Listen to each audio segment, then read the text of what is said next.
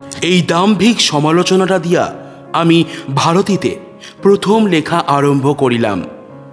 এই প্রথম বৎসরের ভারতীতেই কবি কাহিনী নামক একটি কাব্য বাহির করিয়াছিলাম।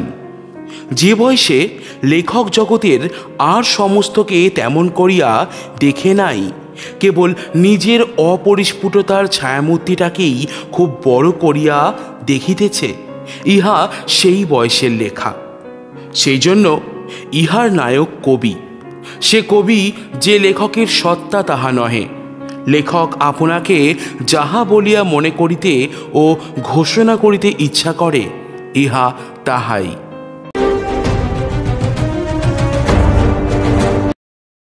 গল্প অ্যান্ড গং চ্যানেলে আপনাদেরকে স্বাগত। বিভিন্ন স্বাদের গল্প প্রবন্ধ শুনতে আমাদের চ্যানেলটিকে ফলো করুন এবং সাবস্ক্রাইব করে পাশে থাকুন। দেখতে দেখতে চলে এলাম আজ জীবন স্মৃতির 22 নম্বর পর্বে। আজ শুনবেন রবীন্দ্রনাথ ঠাকুরের লেখা জীবন স্মৃতি গ্রন্থ থেকে প্রবন্ধ ভারতী। মোটের ওপর এই সময়টা আমার পক্ষে একটা উন্মত্ততার সময় ছিল। কতদিন ইচ্ছা করিয়াই না ঘুমাইয়া রাত কাটাইয়াছি। তাহার যে কোনো প্রয়োজন ছিল তাহা নহে, কিন্তু বোধ করি রাত্রে ঘুমানোটাই সহজ ব্যাপার বলিয়াই সেটা উল্টাইয়া দিবার প্রবৃত্তি হইত। আমাদের স্কুল ঘরের ক্ষীণ আলোতে নির্জন ঘরে বই পড়িতাম। দূরে গির্জার ঘড়িতে 15 মিনিট অন্তর ঢং ঢং করিয়া ঘণ্টা বাজিত। প্রহরগুলা যেন একে একে নিলাম হইয়া যাইতেছে। চিতপুর রোডে নিমতলা ঘাটের যাত্রীদের কণ্ঠ হইতে ক্ষণে ক্ষণে হরিবোল ধ্বনিত হইয়া উঠিত।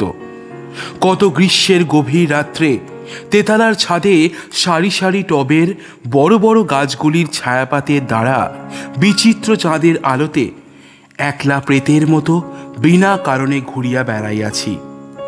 কেহ যদি মনে করেন এ সমস্তই কেবল কবিয়ানা, তাহা হইলে ভুল করিবেন। পৃথিবীর একটা বয়স ছিল যখন তাহার ঘন ঘন ভূমিকম্প ও অগ্নি উচ্ছ্বাসের সময়। এখনকার প্রবীণ পৃথিবীতেও মাঝে মাঝে সেরূপ চাপল্যের লক্ষণ দেখা দেয়। তখন লোকে আশ্চর্য হইয়া যায়।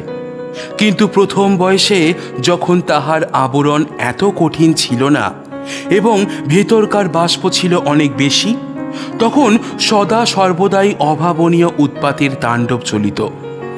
তরুণ বয়সের আরম্ভে এও সেই রকমের একটা কাণ্ড। যেসব উপকরণে জীবন গড়া হয়, যতক্ষণ গড়াটা বেশ পাকা না হয় ততক্ষণ সেই উপকরণগুলাই হাঙ্গামা করিতে থাকে।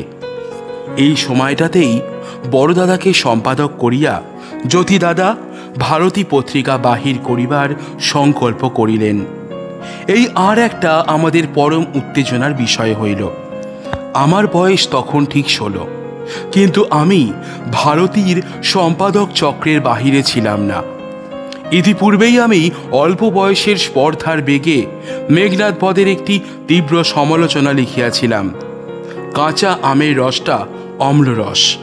কাঁচা সমালোচনাও গালিগালাজ। অন্য ক্ষমতা যখন কম থাকে তখন খোঁচা দেবার ক্ষমতাটা খুব তীক্ষ্ণ হইয়া ওঠে। আমিও এই অমর কাব্যের ওপর নখরাঘাত করিয়া নিজেকে অমর করিয়া তুলিবার সর্বাপেক্ষা সুলভ উপায় অন্বেষণ করিতেছিলাম। এই দাম্ভিক সমালোচনাটা দিয়া আমি ভারতীতে প্রথম লেখা আরম্ভ করিলাম। এই প্রথম বৎসরের ভারতীতেই কবি কাহিনী নামক একটি কাব্য বাহির করিয়াছিলাম। যে বয়সে লেখক জগতের আর সমস্তকে তেমন করিয়া দেখে নাই, কেবল নিজের অপরিস্ফুটতার ছায়ামূর্তিটাকেই খুব বড় করিয়া দেখিতেছে, ইহা সেই বয়সের লেখা। সেই জন্য ইহার নায়ক কবি। সে কবি যে লেখকের সত্তা তাহা নহে। লেখক আপনাকে যাহা বলিয়া মনে করিতে ও ঘোষণা করিতে ইচ্ছা করে, ইহা তাহাই। ঠিক ইচ্ছা করে বলিলে যাহা বুঝায় তাহাও নহে। যাহা ইচ্ছা করা উচিত, অর্থাৎ যেরূপটি হইলে অন্য 10 জনে মাথা নাড়িয়া বলিবে, হ্যাঁ কবি বটে, ইহা সেই জিনিসটি। ইহার মধ্যে বিশ্বপ্রেমের ঘটা খুব আছে। তরুণ কবির পক্ষে এইটি বড় উপাদেয়। কারণ ইহা শুনিতে খুব বড় এবং বলিতে খুব সহজ। নিজের মনের মধ্যে সত্য যখন জাগ্রত হয় নাই, পরের মুখের কথাই যখন প্রধান সম্বল, তখন রচনার মধ্যে সরলতা ও সংযম রক্ষা করা সম্ভব নহে। তখন যাহা শতই বৃহৎ, তাহাকে বাহিরের দিক হইতে বৃহৎ করিয়া তুলিবার দুশ্চেষ্টায় তাহাকে বিকৃত ও হাস্যকর করিয়া তোলা অনিবার্য।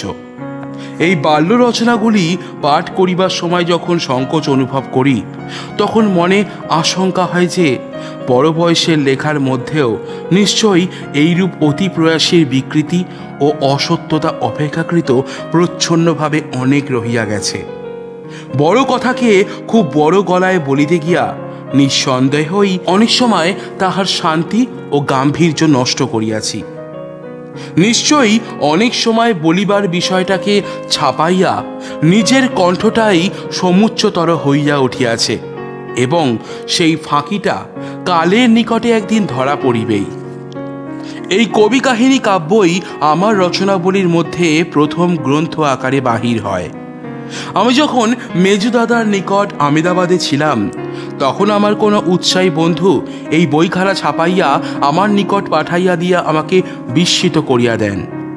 তিনি যে কাজটা ভালো করিয়াছিলেন তাহা আমি মনে করি না, কিন্তু তখন আমার মনে যে ভাবোদয় হইয়াছিল, শাস্তি দিবার প্রবল ইচ্ছা তাহাকে কোনো মতেই বলা যায় না।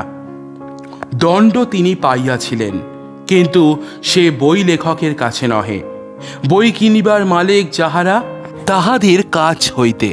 শোনা যায় সেই বইয়ের বোঝা সুদীর্ঘকাল দোকানের শেলফ এবং তাহার চিত্তকে ভাবাতুর করিয়া অক্ষয় হইয়া বিরাজ করিতেছিল।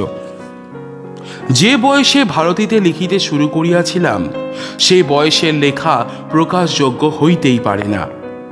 বালককালে লেখা ছাপাইবার বালাই অনেক বয়ঃপ্রাপ্ত অবস্থার জন্য অনুতাপ সঞ্চয় করিবার এমন উপায় আর নাই, কিন্তু তাহার একটা সুবিধা আছে। ছাপার অক্ষরে নিজের লেখা দেখিবার প্রবল মোহ অল্প বয়সের ওপর দিয়াই কাটিয়া যায়।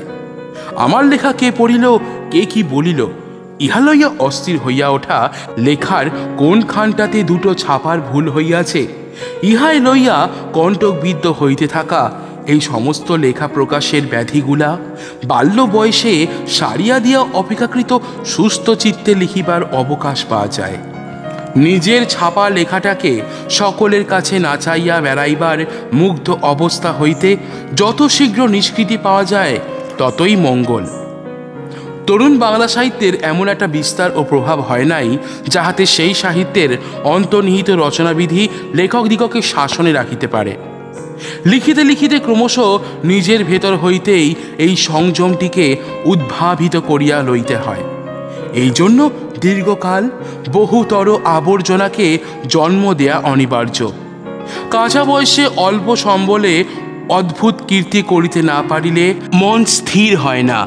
কাজেই ভঙ্গিমার আতিশয্য এবং প্রতিপদেই নিজের স্বাভাবিক শক্তিকে ও সেই সঙ্গে সত্যকে, সৌন্দর্যকে বহু দূরে লঙ্ঘন করিয়া যাইবার প্রয়াস রচনার মধ্যে প্রকাশ হইয়া পড়ে। এই অবস্থা হইতে প্রকৃতিস্থ হওয়া, নিজের যতটুকু ক্ষমতা ততটুকুর প্রতি আস্থা লাভ করা কালক্রমেই ঘটিয়া থাকে। যাহাই হোক, ভারতীর পত্রে পত্রে আমার বাল্যলীলার অনেক লজ্জা ছাপার কালির কালিমায় অঙ্কিত হইয়া আছে। কেবলমাত্র কাঁচা লেখার জন্য লজ্জা নহে, উদ্ধত অভিনয়, অদ্ভুত আতিশয্য ও সাড়ম্বর কৃত্রিমতার জন্য লজ্জা। যাহা লিখিয়াছিলাম তাহার অধিকাংশের জন্য লজ্জা বোধ হয় বটে, কিন্তু তখন মনের মধ্যে যে একটা উৎসাহের বিস্ফার সঞ্চারিত হইয়াছিল, নিশ্চয়ই তাহার মূল্য সামান্য নহে।